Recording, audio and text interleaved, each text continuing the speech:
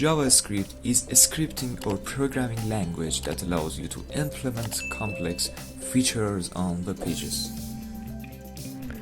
JavaScript is a scripting language that enables you to create dynamically updating content, control multimedia, animate images, and pretty much everything else. JavaScript was invented by Brandon Ike in 1995. It was developed for Netscape 2 and became the ECMA 262 standard in 1997. The primary use of JavaScript is to build web-based applications. Getting started with JavaScript is easy. All you need is a modern web browser. The JavaScript framework is a collection of JavaScript code libraries that provide the web developer with pre-written code for routine programming tasks.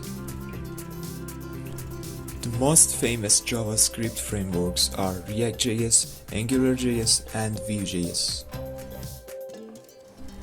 Thank you for watching this video. Please like and subscribe to our channel and click the bell icon to get video updates.